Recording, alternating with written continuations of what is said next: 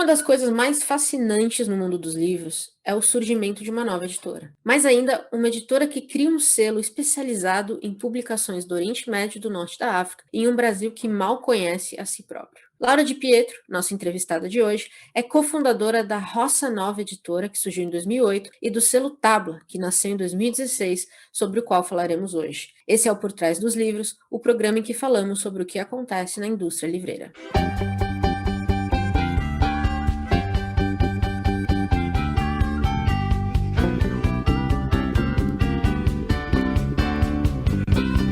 Laura, em um vídeo na Tabla, no YouTube, você comenta que a proposta da editora começou faz aí uns 10 anos e que vocês foram criando uma rede de apoio para trazer as obras incríveis que hoje vocês têm no catálogo. E me pareceu uma abordagem muito diferente para a criação de uma editora, né? Primeiro criar essa rede de apoio, depois lançar o selo, na verdade, de fato. Por que vocês decidiram seguir por esse caminho e como essa decisão moldou a Tabla? Oi, Patrícia. Então, na verdade, a gente criou uma editora em 2008, que é a Roça Nova, que ela tá aí, ela é um selo, né, também. Mas desde essa época, a gente sempre quis fazer uma editora do mundo árabe, enfim, do Oriente Médio, e a gente estava muito iniciando até como editora mesmo, assim, pouco recurso profissional, recurso financeiro, e a gente fez um caminho, a gente foi lançando poucas coisas, tangenciando o mundo árabe, não traduzia diretamente do árabe, procurava livros também que o original estava em inglês, então a gente foi devagar, assim, construindo isso. Então, quando eu falo também que a Tabla está aí há 10 anos, na verdade está até mais, é um pouco mais, porque vem desde essa época, mas quando a gente chegou em 2016, a gente conseguiu criar um selo, então a gente criou o selo Tabla e já estava mais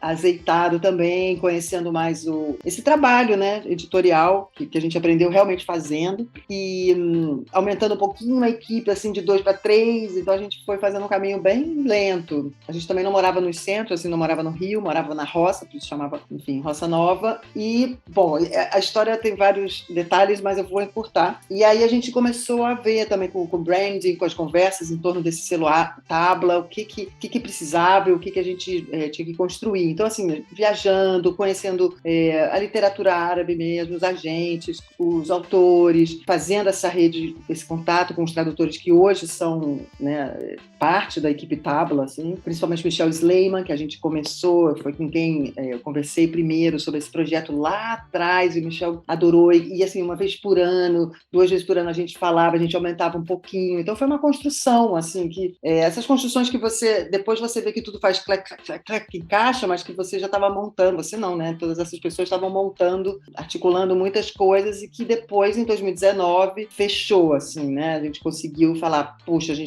agora a gente tem uma equipe de tradutores, a gente tem uma equipe também que veio também trabalhar, que é essa equipe que está aqui agora, enfim, com muito mais conhecimento da minha parte, da parte de todo mundo também, e foi isso, foi uma construção, na verdade. Então, em 2019, que a gente falou, não, vamos fazer o catálogo, e a gente fechou alguns contratos, e aí a gente viajou para as feiras e tal, e aí os primeiros lançamentos, que eram em 2020, veio a pandemia, né?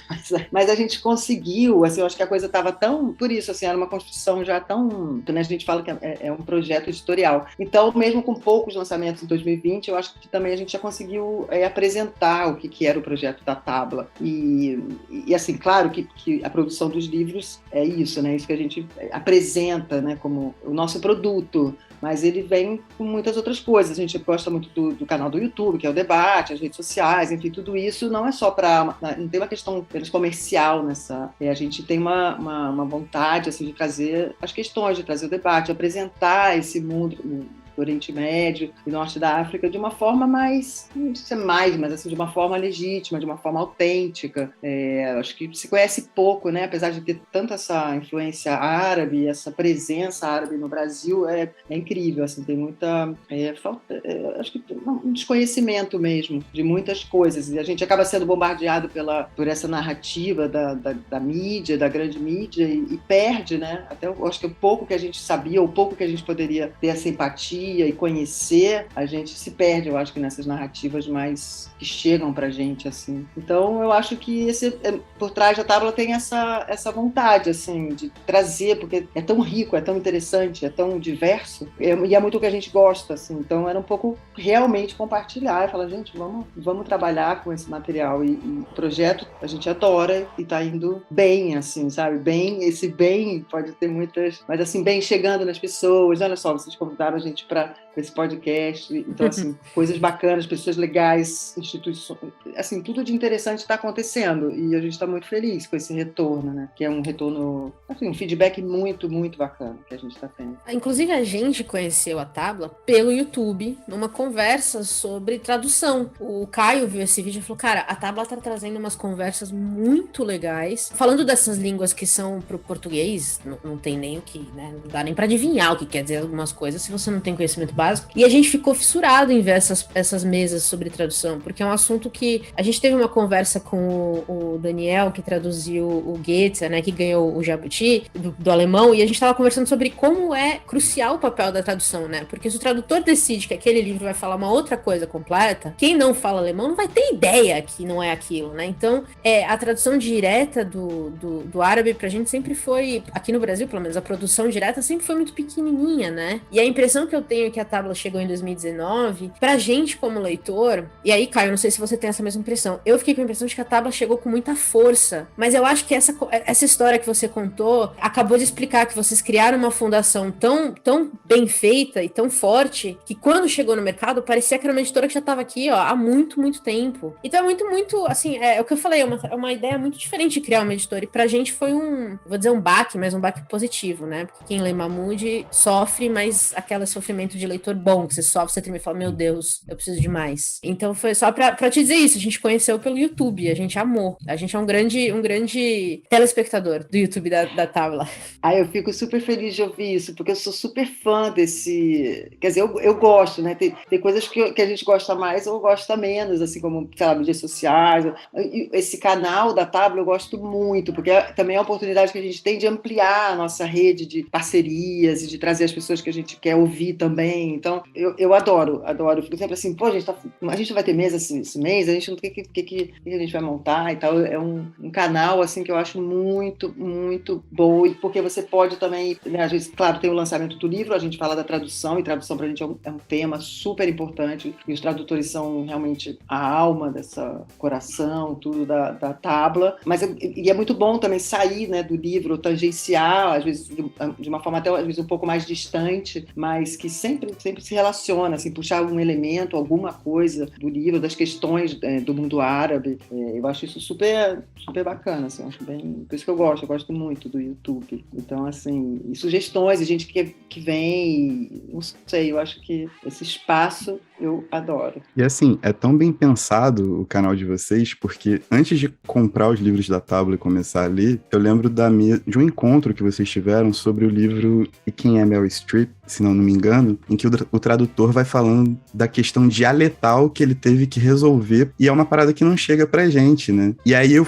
mundo da Tábua foi se abrindo tão rápido e de uma forma tão meteórica que, de repente, a gente se viu envolvido, principalmente pelo Mahmoud, tipo, foi um meteoro pra gente, assim, abriu muito nossa cabeça, inclusive ao tipo de coisa que a gente vê no Ocidente, na África diaspórica, né? O Fanon teve uma subida muito grande, o discurso dele bate muito com o Fanon, por exemplo, e é bem bizarro a contemporaneidade dos dois. E aí, uma coisa que eu queria fazer um gancho e perguntar é que, tipo, como é criar esse ambiente para chegar até o Djibouti, por exemplo, o norte da África, um país completamente desconhecido pra gente, e o processo de pesquisa até chegar lá, como vocês lidam isso, se são os tradutores que trazem projetos, todo esse ambiente árabe mesmo, né, que pega essa região tão rica e pra gente tão encoberta ainda. Então, isso foi, assim, até um desafio na própria identidade, assim, né? Como a gente vai explicar, né? Como é esse texto que fala a Tábua é uma editora,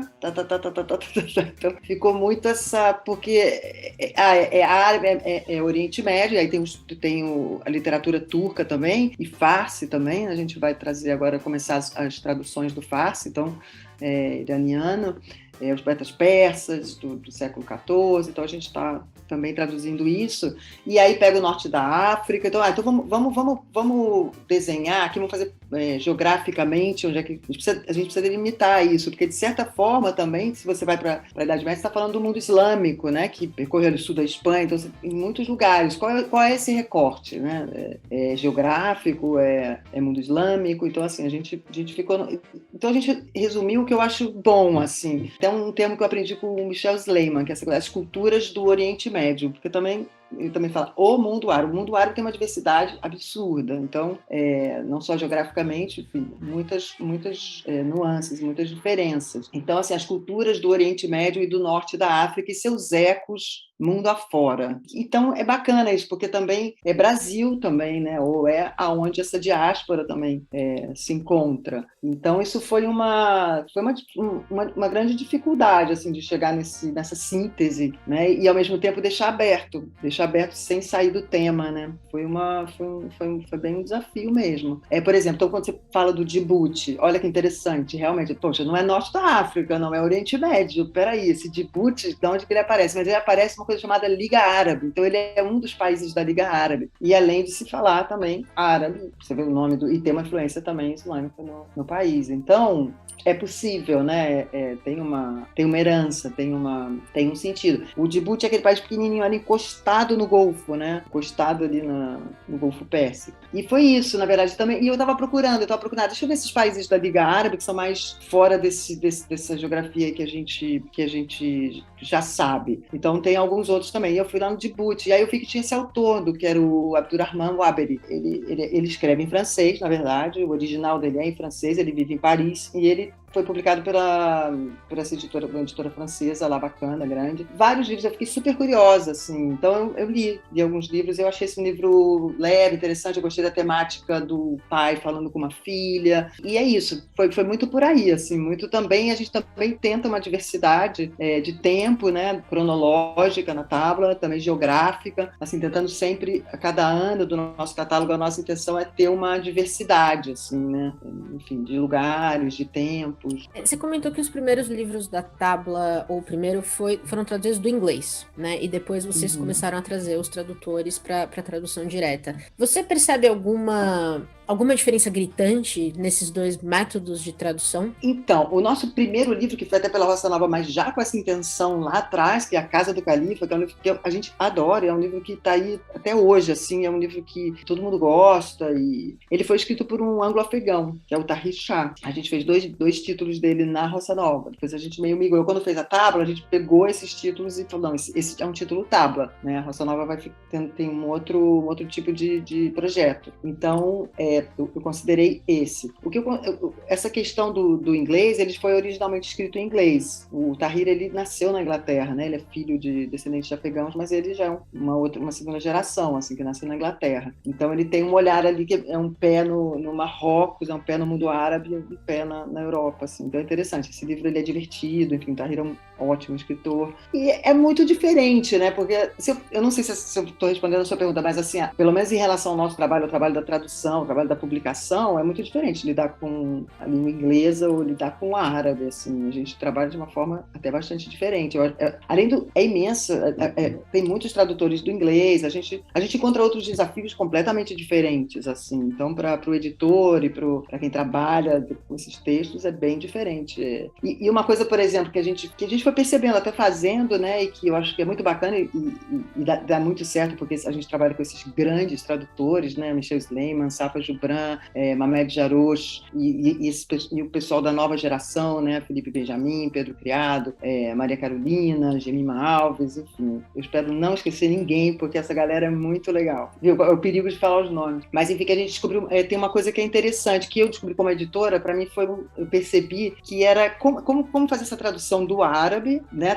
Num texto, numa boa tradução, claro, para o português, ao mesmo tempo não perder essa estranheza ou essa referência de quem está lendo, saber que aquilo é outra cultura ou está em outro lugar, assim, que tem como é que é essa voz, né, que não perder essa voz, porque às vezes acontece isso, né, também que muitas vezes as traduções francesas, não assim do próprias francesas do árabe para o francês, enfim, ou sem querer falar nada, sim, mas às vezes você também, ou outros idiomas do árabe, assim, uma sensação de perder um pouco às vezes. Não, na verdade, é melhor falar do que a gente quer fazer, o que a gente gosta de fazer, que é pensar nesse tom. Então, para a gente é importante não perder essa estranheza, não é estranheza, essa estranheza no sentido da estrangeirice, né? Assim. Mas faz sentido, eu acho, como leitor. Eu não senti, quando a gente leu o Mahmoud, por exemplo, ele fala do Líbano, né? Ele fala de uma situação muito específica no Líbano, mas a forma como ele fala, a gente entende onde ele tá, a gente entende onde ele vem, ao mesmo tempo em que você sente o estranho, você também sente o próximo. Porque aquele livro também podia ser na Favela da Maré, sabe? A história. Então, é muito impressionante você conseguir trazer o estranho, mas também, ainda assim, fechar a conexão com quem tá lendo e falar, cara, isso aqui podia ser no bairro aqui do lado de casa. Acho que deve ser um trabalho de tradução muito, muito específico, eu diria muito difícil. E essa é uma outra pergunta que a gente tem, porque quando a gente conversou com o Luiz, ele falou uma coisa fantástica, que é a Tabla também, né, trazendo esses nomes, essas línguas, todas essas línguas do mundo árabe, que a gente aqui desconhece, tá também criando uma nova geração de tradutores de línguas árabes para o português, né, gerando uma demanda que talvez antes não existisse. Essa era uma das propostas, ou isso tem sido meio que aconteceu por conta desse catálogo que vocês estão criando? É muito boa essa pergunta, porque é interessante, né? Claro que ela vem de uma necessidade, né? Você fala, poxa, se você quer... Embora a gente quer manter um catálogo que tem um número ali de 14 publicações por ano, a gente não quer mesmo passar disso, nem se fosse possível. Mas, enfim, o que é importante? Ter uma nova geração que traduza do árabe, que traduza do turco, que traduza da farsi, é fundamental, assim. Então, para que esse projeto seja um projeto longevo. Então, isso ficou sempre muito evidente, assim. E, ao mesmo tempo, porque a gente tem muito amor por esse projeto mesmo, pelo mundo árabe, por esses lugares e essa literatura, ou essas literaturas. Então, também a gente tem muita vontade que isso aconteça, não só para viabilizar o nosso projeto, mas assim, porque também a gente faz isso como a gente gosta, acho lindo, quer que isso aconteça em maior escala, para até outras editoras também traduzirem mais. A gente vai ficar muito feliz assim, de ver todo, porque é uma produção imensa, que tem tão pouco aqui, né? E com certeza também por essa questão da tradução, com certeza, isso é um fator, assim. Vai ser sempre uma tradução derivada, né? Então são poucos os tradutores. E isso, pra gente, sempre a gente agora está muito focado nisso, que é realmente criar uma formação, dar uma formação, não dá, esses tradutores eles vêm com muita bagagem, eles são ótimos, mas assim, a gente conseguir mesmo também já pensar em mais gente, já pensar em uma outra geração também, criar cursos, escola, a gente tem muita vontade disso, assim, a gente já começou uma conversa de parcerias também fora, nossos parceiros fora daqui, né, no próprio mundo árabe, de fazer um intercâmbio, de levar esses tradutores, enfim, ficarem 3, 6 meses, a gente tem muito essa vontade de também, assim, suprir um pouco e participar dessa formação, se a gente puder participar, pra gente vai ser ótimo, e a gente quer muito, a gente está nesse momento pensando bastante nisso e estruturando exatamente isso, assim, como divulgar, como tomar, a gente tem muita vontade que futuramente, até com um catálogo maior e um alcance maior, esse impacto aconteça, que as pessoas queiram. Então, o que você falou, na verdade, dessa pergunta, eu adorei, porque assim, tomara que a Tabla impacte a ponto de trazer, né, os jovens, trazer uma galera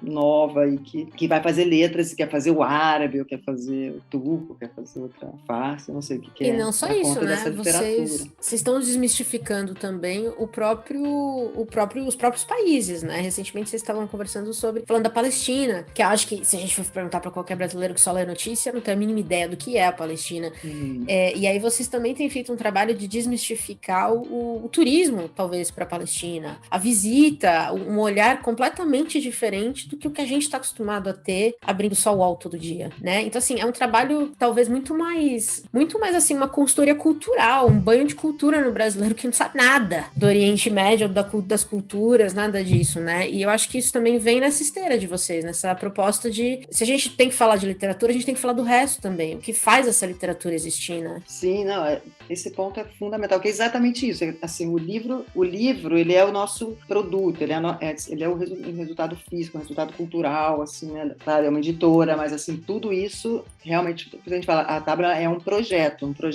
e a gente procura ir além do livro. Então essa questão aí cultural, pra gente ela é fundamental, assim, de trazer, como eu falei no início, assim, de trazer outras narrativas, assim. Então tem uma coisa que é interessante que você falou, e a gente sempre procura ir pelo lado, porque assim, o estereótipo ele já está aí, né? Então a gente não precisa nem conversar com ele. Então, que é exatamente, vamos falar de tudo que não é dito, assim, vamos tentar falar do que não, e vamos tentar mostrar o que não se vê, assim, o que não é divulgado, né? Claro que é muito difícil no mundo árabe também, em muitas questões, principalmente a Palestina, que a gente tem como um tema para a gente super querido, não esbarrar nas questões políticas, elas sempre estarão presentes, mas a nossa lente, nossa primeira, a gente chega com a literatura, a gente chega com a cultura, a gente chega, e eu acho que isso cria um interesse também, né? Então não adianta você chegar já batendo de frente com certas narrativas, assim. Eu acho que se perde, é esgotado, e tem essa não escuta, né? Que é muito fácil hoje em dia, encontrar esses caminhos da escuta, eu acho que também faz parte disso. Eu acho a literatura, a cultura, um caminho maravilhoso para isso. É isso, Selim Mahmoud Darwish, você começa a falar... Peraí, aquela atriz que é a nossa amiga, a Valdez de Barros, eu adoro porque, eu cito ela porque eu adorei uma vez, ela falou, nossa, eu tô doida com Mahmoud Darwish, tô doida com isso, e começou a assistir todas as lives sobre a Palestina, sobre, né, essas questões, então eu acho muito bacana, porque é isso, nunca ter ouvido falar, então assim, eu acho que chega muito pouco, e quando chega muito distorcido, então é um universo assim, que se abre, porque eu acho que tem muitas coisas, e a gente na Tábua, na equipe, a gente lê todos os livros juntos, depois, antes, né, quando ele vai para a gráfica, a gente lê, a gente faz um clube de leitura entre nós, assim, e convida sempre alguém para falar daquele tema para nós, a gente está ali também, tem muita coisa, então isso está sendo muito bom para mim, está sendo ótimo, eu aprendo muito com o pessoal de história também, que não é a minha formação, então a gente vai juntando relações internacionais, história, literatura, é super bacana essa combinação, né, bem legal, acho que é bom para todo mundo, assim. Uma pausa nesse episódio para te contar umas coisas muito legais. Você sabia que o Rede Poderosa tem um site? No www.centralredepoderosa.com.br você encontra as referências de tudo o que falamos nos episódios e a lista completa das recomendações dos BOs. No Spotify e no Deezer, você também pode acompanhar a playlist Rede Poderosa modo Shuffle, com as músicas que usamos nos episódios e também o que recomendamos nos BOs. Ouvindo os nossos episódios pelo aplicativo Orelo, você nos ajuda a remunerar toda a cadeia de produção que traz cada episódio para você, e o aplicativo é gratuito. Por fim, você pode nos seguir no Instagram @CentralRedePoderosa para saber tudo que está para sair, ver os posts especiais que eu e a Patrícia criamos toda semana e onde teremos uma caixinha de pergunta toda terça-feira para você comentar e perguntar o que quiser. Nós responderemos e comentaremos os envios nos episódios do Chá Revelação. E agora, de volta à programação normal. Você estava há pouco tempo atrás, né, na Palestina e na Jordânia. Imaginamos em busca de coisas novas para trazer aí pra gente. E existe apoio local no mundo ali, naquele espaço, no mundo árabe, para uma editora independente brasileira? Você encontra eco quando você chega lá? Você falou de talvez ter parceiros, de levar tradutores para lá. Existe essa boa vontade de fazer essa interligação do lado de lá também? Existe, cara. É o que eu te falei, assim, o mundo árabe é imenso, né? E cada um tem um tipo de relação também com a cultura, com a literatura, mas com certeza a Tábua, assim, eu fico até surpresa como as pessoas conhecem e como tem um burburinho já no mundo árabe, nos jornais, nas revistas literárias, assim, então é super bacana você ver. Então, e você também, assim, os agentes literários que você já cria uma confiança. O mundo árabe tem muito essa coisa da conversa do presencial, então eu vou muito a Sharjah, que é esse evento literário, é uma feira do livro, que Sharjah é um dos Emirados Árabes, só que é um emirado muito especial, assim, muito específico, porque realmente existe um amor ali, uma estrutura para a literatura e para a cultura que é impressionante, assim, que você não acredita, né? Você ia ficar assim 15 minutos de Dubai e realmente é um oásis cultural, assim, totalmente diferente. Enfim, e tem pessoas também, tem um departamento ali, que é a Sharjah Book Authority, que é incrível, que, enfim, mudou muito, muito no mundo árabe todo. Eles tiveram um impacto muito grande em relação à literatura e à divulgação, à organização organizar direito autoral, enfim, toda a cadeia do livro. Ali existe uma coisa forte acontecendo, que nos últimos 10 anos, eu acompanhei, porque eu fui em 2011 e tenho ido desde dessa época. Acompanhei assim, uma evolução, um desdobramento de um projeto incrível, assim, em relação ao livro e a literatura, muito impressionante. Então a gente tem muitas bolsas de tradução, a gente recebe da Turquia, a gente recebe de Sharjah mesmo, a gente recebe apoio agora na própria Palestina, no Ministério da Cultura Palestina, a gente tem uma proposta assim, e a gente quer publicar livros que têm a ver com a cultura palestina, com esses bordado, que agora a Unesco tratou como patrimônio, né? Existe sim, e o mundo árabe ama quer dizer, o mundo árabe, né? Muitos lugares, e eles, com certeza existe um incentivo enorme, seja na prática, seja na torcida ali, para que a cultura chegue, para que as coisas sejam divulgadas de uma forma autêntica, legítima. Tem muita essa necessidade, porque a gente sabe, né, o que está acontecendo no mundo, assim. Então, ver um projeto assim, que tem esse tipo de intenção, né, para eles nossa, a gente é muito bem recebido, assim, muito mesmo. Vocês causaram um burburinho, porque vocês começaram já ganhando prêmio, né? Porque já que o Turjuman já veio o quê? Em 2019, 2020? Pô. Foi ano passado. Na verdade, é o que eu digo, assim, existe, assim, a gente lançou esse catálogo, o catálogo dos sonhos, o catálogo idealizado em 2020, com certeza, mas eu já tinha ido, eu já conhecia também, enfim, essa questão assim, de estar estruturando as coisas e tal. Então, aconteceu em 2021 o Turjuman, e a Tábua foi, vamos dizer assim, refundada, né, ou fundada no seu projeto ideal em 2020, mas ela está aí desde 2008, 2016, a gente está ali. Essas construções, elas são interessantes, né, porque não é tudo muito linear, assim, depois você olha para trás e fala, olha só, eu fui lá em 2011, eu ainda era Roça Nova. Então, assim, é interessante você ver como os caminhos, eles são mais tridimensionais do que lineares, assim, né, então eu acho que... Eu acho esse prêmio realmente foi incrível, além óbvio, né? Todo mundo fala, bom, foi um prêmio também que financeiramente é maravilhoso, porque o nosso catálogo esse ano é um catálogo que tem essa tranquilidade, assim, né? Mas é um prêmio também para a gente importante em vários níveis, assim. Depois eu conheci também quem julgou e quem escolheu, então você vê o nível dessas pessoas e você fala, pô, que legal, a gente sabe, assim, esse reconhecimento. Para a gente foi um reconhecimento, mais do que tudo, foi isso que pegou com uma alegria assim, profunda, tipo, de estar ali e ser reconhecido por aquelas pessoas que entendem, que sabem, muitas coisas, ter sido Marrom Darwish, ter sido... eu até agora, eu acho que estou no mundo mágico do Taj, né? Mesmo. Assim. Não, e tudo foi incrível, eu não sei, o momento, ali aqueles dias, sabe? Quando tudo parecia realmente a corte do Harun al-Rashid nas Mil e Uma Noites, assim, foi muito bacana. Eu tenho uma pergunta um pouco polêmica, mas vamos ver.